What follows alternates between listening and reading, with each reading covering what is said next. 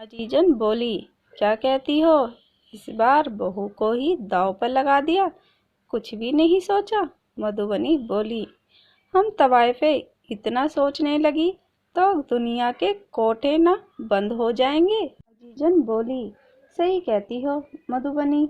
मधुबनी बोली, लेकिन एक शर्त मेरी भी है कि ये सिर्फ नाचेगी और गाएगी, यहाँ रहेगी नहीं। ठीक है मधुबनी, इस नायाब मोती के लिए तो हमें हर शर्त मंजूर है।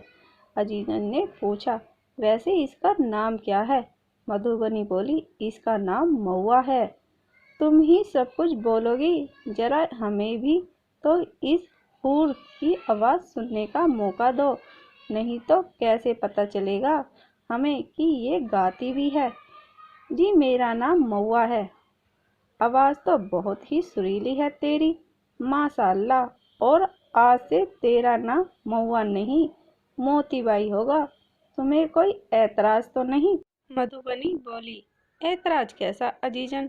अजीजन बाई बोली, अरे मधुबनी, मैंने तुमसे नहीं महुआ से पूछा है। महुआ बोली, जी मुझे कोई ऐतराज नहीं। ठीक है, तो आज से तय हुआ कि तुम्हारा नाम मोतीबाई है और आज से तुम मुझे खाला जान बोलोगी। ठीक है खाला जान। और उस दिन आखिर महुआ के पहले कदम कोठे पर पड़ ही गए। कुछ ही दिनों में मोतीबाई उस कोठे की सबसे मशहूर तवायफ बन गई। अपनी गायकी और नाच से वो सबके दिल अजीज बन गई। उसकी आवाज़ का जादू अच्छे अच्छों का मन मोह लेता। जो एक बार अजीजन बाई के कोठे पर मोती बाई की ठुमरी सुन लेता, वो बार बार सुनने के लिए आता। अजीजन बाई के दिन पर दिन ग्राहक बढ़ते ही जा रहे थे। अजीजन बाई की आमदनी भी बहुत बढ़ गई थी, जिससे वो मोती बाई की हर बात मान लेती। मोती बाई जो भी कहती तो अजीजन बाई कभी भी उसकी बात नहीं काटती। इस तरह मोतीबाई इस काम से खुश तो नहीं थी, लेकिन उसके पास अब दौलत और शोहरत की कोई कमी नहीं थी, जिससे उसके साथ मधुबनी का मुंह भी बंद रहता। मोतीबाई ने अब खुद का एक अच्छा सा घर खरीद लिया था। सत्येंद्र भी मोतीबाई का बहुत ख्याल रखता। इस तरह मोतीबाई पहली बार माँ बनी। उसके इस बच्चे के लिए मधुबनी कतई राजी नहीं थी। वो बोली, बच्चा आ जाने से तेरे काम में खलन पड़ेगा। उसने ये बात अजीजन बाई से कही। अजीजन बाई ने जब मधुबनी की बात सुनी तो बोली, मधुबनी, ये तो अल्लाह ताला का दिया हुआ खूबसूरत तोहफा है, इसे तू क्यों ठुकरा रही है? कुछ ही महीने तो मोतीबाई का काम रुकेगा, ज़्यादा से ज़्यादा 1 साल। इसके बाद जब मोती गाया करेगी तो बच्चे को मैं संभाल लिया करूँगी। खुद की औलाद का सुख ना तुझे मिला और ना मुझे, तो इसका मतलब ये तो नहीं कि और भी ये सुख ना ले पाए। बच्चे के इस दुनिया में आ जाने के बाद तेरा जो हर्जाना होगा वो मैं भरूंगी, लेकिन बच्चे को इस दुनिया में आने से मत रोक। अजीजन बाई की बात सुनकर मधुबनी बोली, मुझे कोई ऐतराज नहीं, अगर तुम मुझे पैसे दोगी। और इस तरह कुछ महीनों बाद महुआ की पहली संतान इस दुनिया में आई, जो कि एक बेटी थी। परियों सी सुंदर, फूलों सी नाजुक, अपनी माँ की हमशक्ल। महुआ और सत्येंद्र उसे देखकर फूले नहीं समाये। प्यार से उसका नाम उन्होंने रिमझिम रखा। रिमझिम के कुछ महीनों का होते ही महुआ फिर से नाचने गाने लगी। उसका शरीर देखकर अब भी नहीं लगता था कि वो एक बच्चे की माँ है। मोतीबाई के लौटने से एक बार फिर अजीजन का कोठा आबाद हो गया। कोठे की रौनक बढ़ गई। अजीजन बाई की झोली रुपयों से हर रात भर जाती। लोग मोतीबाई की ठुमरी सुनकर इतना खुश होते थे। अब मोतीबाई ने गजलें गाना भी शुरू कर दिया था। अजीजन बाई उसे मशहूर शायरों की गज़लें लाकर देती और कहती, इनका भी रियाज किया करो। लोग आजकल ये भी सुनना पसंद करते हैं। और मोतीबाई ऐसा ही करती। लेकिन उस रात किसी गांव के जमींदार अपनी बग्गी में कोठे से होकर गुजरे। उन्होंने जैसे ही मोतीबाई की गजल सुनी तो कोचवान से बग्गी रोकने को कहा और कोठे के भीतर गए। वो मोतीबाई की गजल बेसुध होकर सुन रहे थे।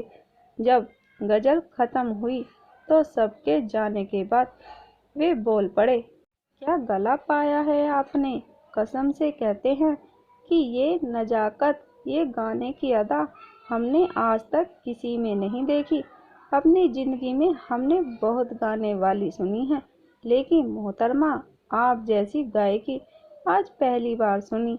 जमींदार की बात सुनकर अजीजन पूछ बैठी, कौन है जी आप? पहले तो यहाँ कभी नहीं देखा। हम तो मौसीकी के कदरदानों में से एक हुआ करते थे।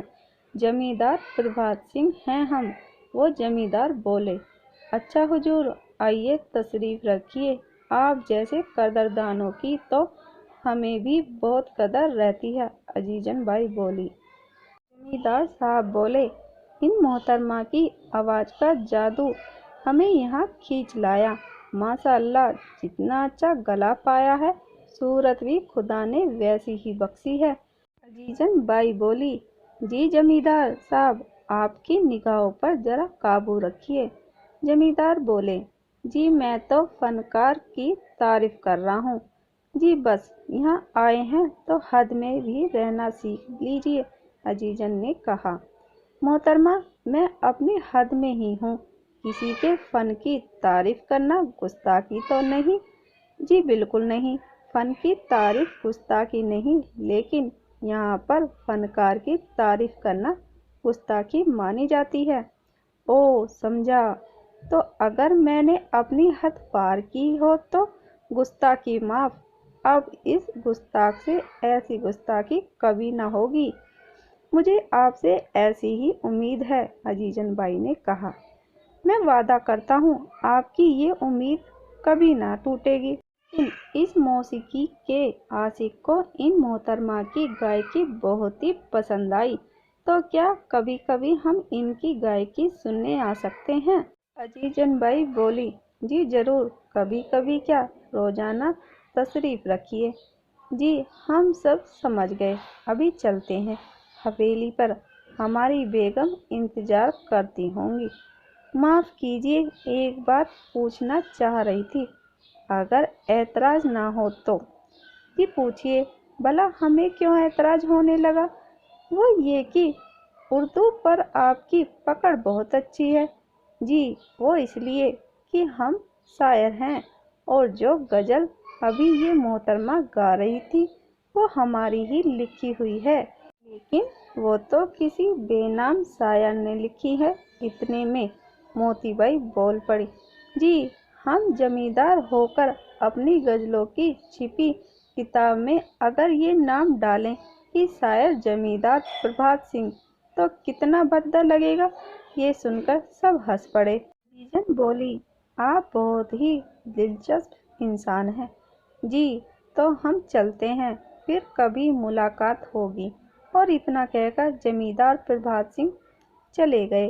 अब जमींदार प्रभात सिंह का कोठे पर आने का सिलसिला जारी हो गया। वो केवल मोतीबाई की गज़लें सुनने ही आते थे। बदले में अपनी लिखी कुछ शायरियाँ और गज़लें मोतीबाई को दे देते। 15 गाँव के जमींदार थे वे। भगवान की दया से उनके 2 बच्चे थे, एक बेटा और एक बेटी। दोनों बच्चे अपनी नानी के पास ही रहते थे, क्योंकि जमींदार साहब के परिवार में उनके बड़े भाई उनसे अलग रहते थे और माँ बाप का सालों पहले ही देहांत हो गया था। सबसे मुश्किल की बात ये थी उनके लिए कि उनकी पत्नी का कमर के नीचे का भाग लकवा गिरस्त था, जिसकी वे स्वयं देखभाल करते थे।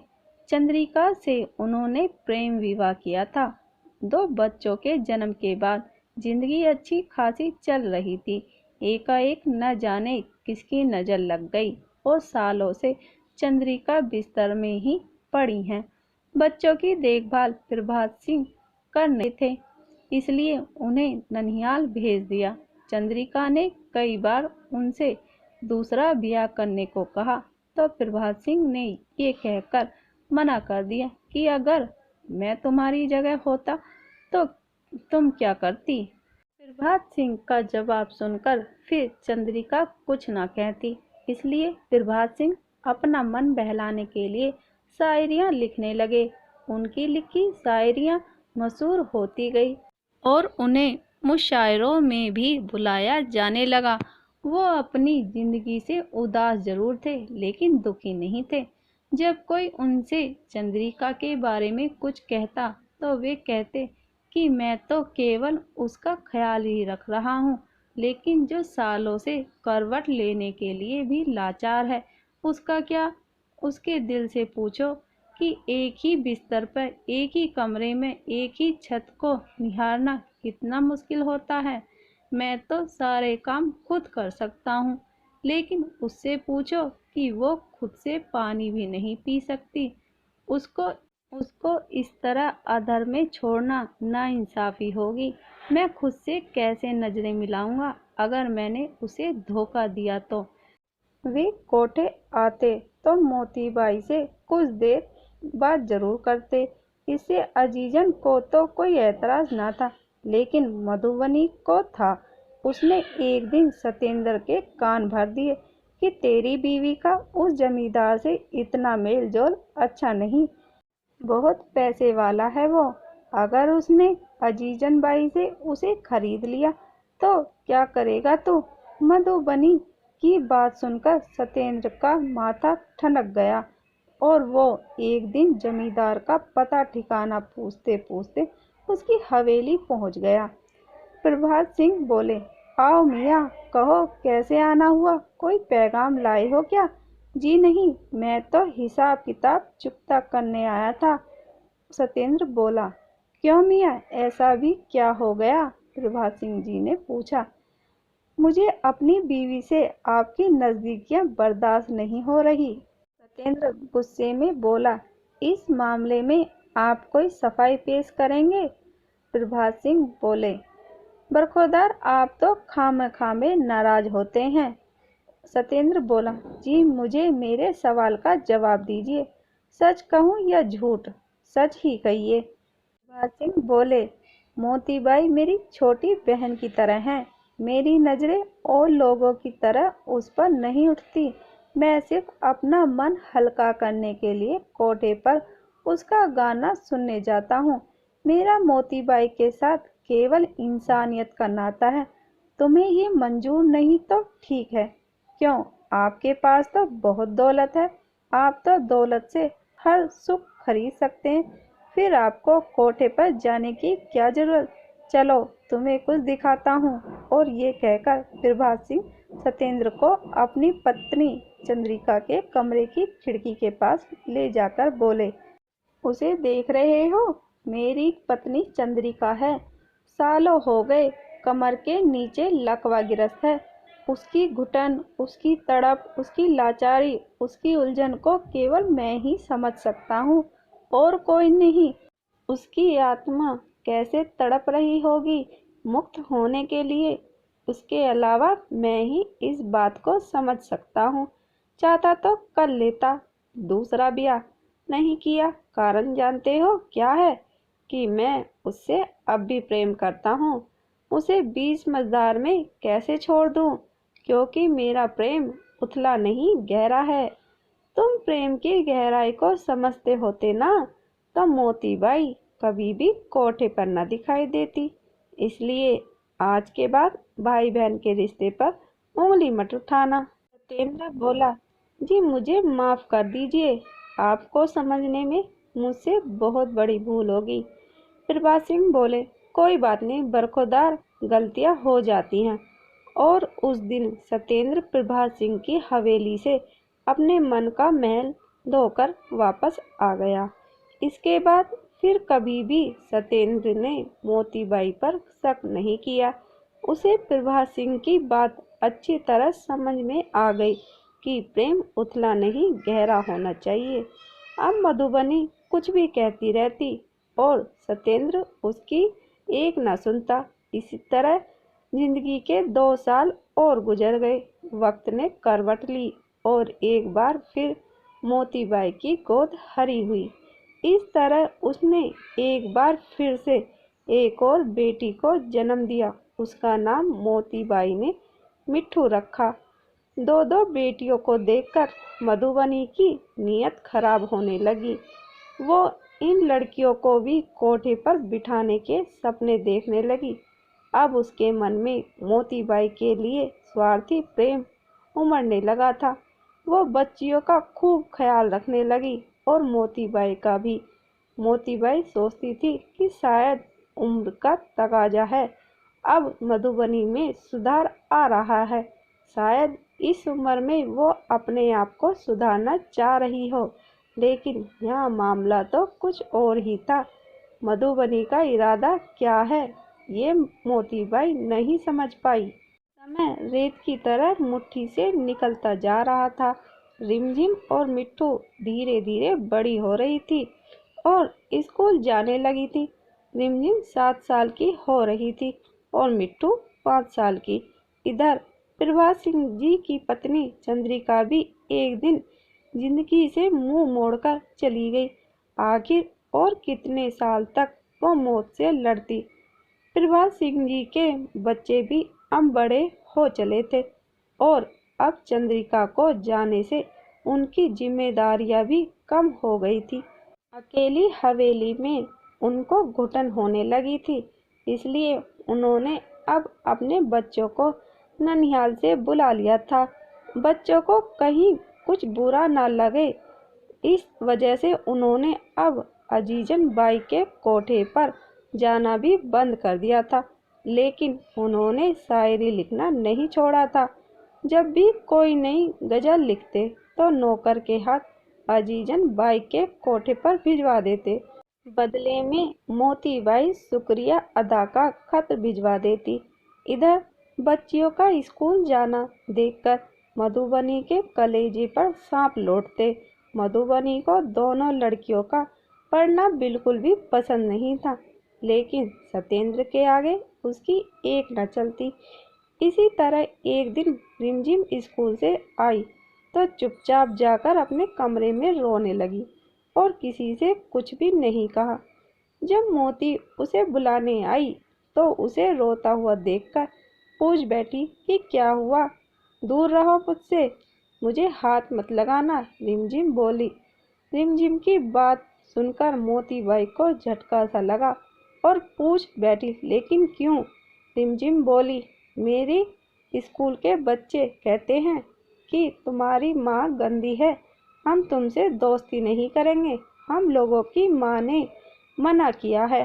जिनकी बात सुनकर मोतीबाई वहीं बैठ गई और सोचने लगी, आखिर उसका काम उसकी बेटियों की जिंदगी के आड़े आ ही गया।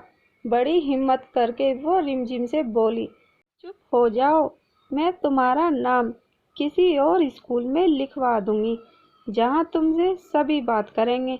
अब तो खुश, बस कल ही मैं किसी और स्कूल वालों से बात करती हूँ। ऐसा कहकर उस समय तो मोतीबाई ने रिमझिम को समझा तो दिया, लेकिन वो भी जानती थी कि स्कूल बदलना ही इस समस्या का हल नहीं है। इस मामले पर उसने सत्येंद्र से बात की, लेकिन सत्येंद्र को भी इस समस्या का कोई हल समझ नहीं आया। ये बात मधुबनी तक पहुंची तो वो बोली, बहुत हो चुकी लड़कियों की पढ़ाई, अब इन्हें स्कूल भेजना बंद करो, घर पर ही इनकी पढ़ाई का कुछ इंतजाम कर दो। और वैसे भी पढ़ लिख कर क्या करेंगी, ये भी तो बड़े होकर अपनी माँ की तरह एक कोठे वाली ही बनने वाली हैं। इन्हें नाच गाना की तालीम दिलवाओ, वही आगे काम आया। मधुबनी की जहरीली बातें सुनकर अब मोतीबाई चुप न रह सकी और बोली, खबरदार, तूने मेरी जिंदगी तो बर्बाद कर दी। लेकिन मैं अब अपनी बेटियों की जिंदगी तुझे बर्बाद करने नहीं दूंगी। मेरे इस काम की गंदी परछाई भी मेरी बेटियों पर नहीं पड़ेगी। अगर जरूरत पड़ी तो मैं किसी को मार भी सकती हूँ और मर भी सकती हूँ, लेकिन अपनी बेटियों का सौदा हरगिज नहीं करूँगी। जिंदगी ने आज मोतीबाई को न जाने किस दोराहे पर खड़ा कर दिया था।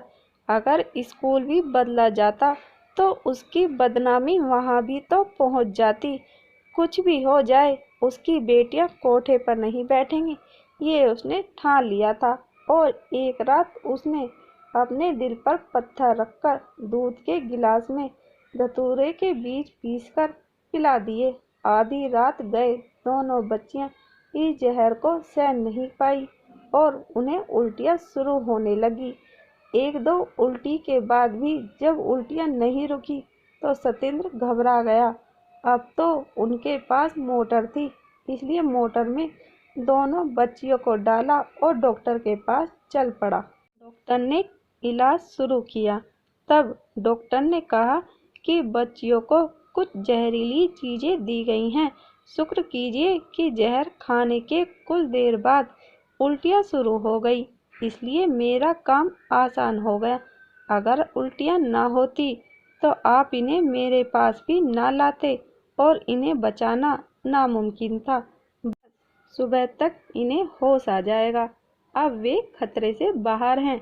अगर आप घर जाना चाहें तो जा सकते हैं। डॉक्टर की बात सुनकर सत्येंद्र का पारा चढ़ गया। उसे लगा कि ये काम हो ना हो उसकी मां मधुबनी का है, इसलिए वो बच्चियों को अस्पताल में छोड़कर घर आ गया। मधुबनी की खबर लेने और घर पहुंचकर चीख पड़ा, बाहर निकल नागिन, मेरे बच्चों को मारने की कोशिश की तूने। महुआ ने उन्हें कोठे पर बैठने को मना कर दिया तो तू उनकी जान की दुश्मन हो गई। आज मैं तुझे जिंदा नहीं छोड़ूंगा, चाहे मुझे जेल ही क्यों न जाना पड़े। सत्येंद्र का चीखना चिल्लाना सुनकर मधुबनी बोली, क्या कहता है रे तू? मैं भला बच्चियों को क्यों मारने लगी? मेरी भला उनसे क्या दुश्मनी हो सकती है? तू उन्हें कोठे पर बिठाना चाहती थी, तेरी ये मनसा पूरी ना हुई तो उनकी जान की दुश्मन बन गई। मधुबनी बोली, मैं ऐसा क्यों करने लगी? क्या वो मेरी पोतियां नहीं है? मैंने भी तो उन्हें पाला पोसा है। सत्येंद्र बोला, तूने अपने स्वार्थ के लिए उन्हें पाला पोसा है।